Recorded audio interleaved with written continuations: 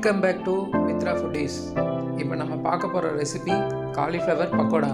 வாங்க எப்படி செய்கிறதுன்னு பார்க்கலாம்.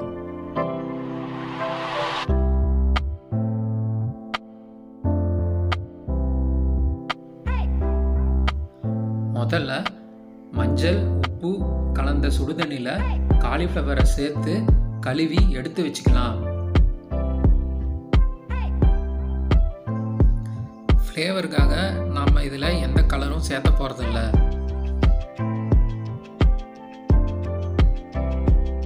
அரிசி மாவு ஒரு ஸ்பூன் அளவு சேர்த்துக்கலாம். கடலை மாவு ஒரு ஸ்பூன்,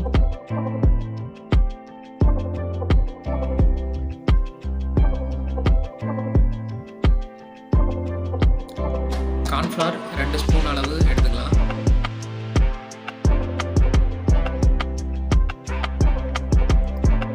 இஞ்சி பூண்டு பேஸ்ட் ஒரு ஸ்பூன் அளவு எடுத்துக்கலாம்.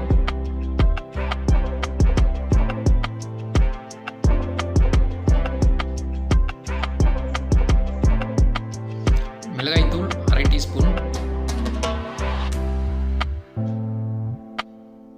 கொத்தமல்லி தூள் 1/2 டீஸ்பூன் சேர்த்துக்கலாம்.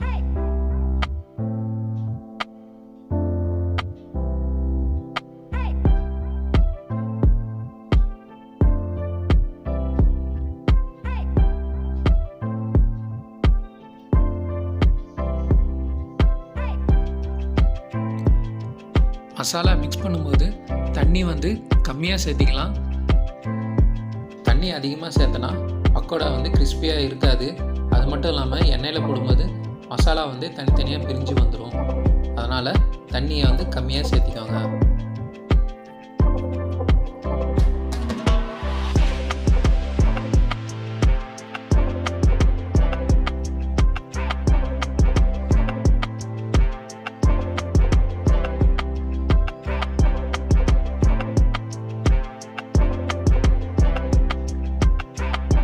இப்போ பக்கோடா போடுறதுக்கு காலிஃப்ளவர் ரெடியாக இருக்குது.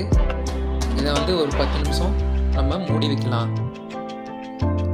அப்போ தான் மசாலா நல்லா ஊறும்.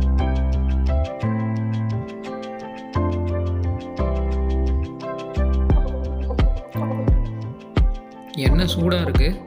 இப்போ காலிஃப்ளவரை பொரிக்கலாம்.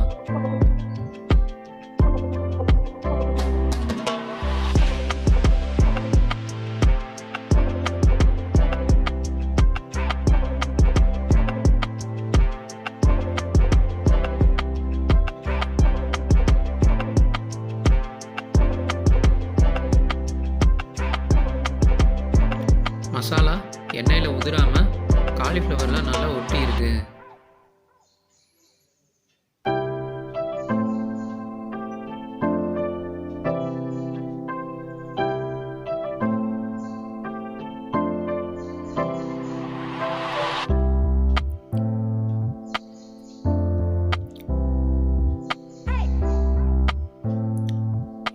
இப்போ நமக்கு காலிஃப்ளவர் பக்கோடா ரெடி ஆயிடுச்சு.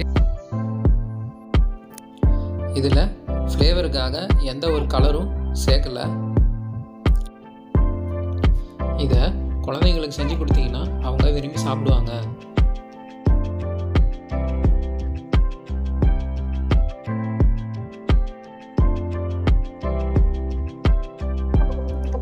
இந்த வீடியோ உங்களுக்கு பிடிச்சிருந்தா லைக் பண்ணுங்கள், ஷேர் பண்ணுங்கள், மறக்காமல் சப்ஸ்கிரைப் பட்டனை ப்ரெஸ் பண்ணுங்கள். அப்படியே பக்கத்தில் இருக்கிற பெல் ஐக்கானையும் ப்ரெஸ் பண்ணுங்கள்.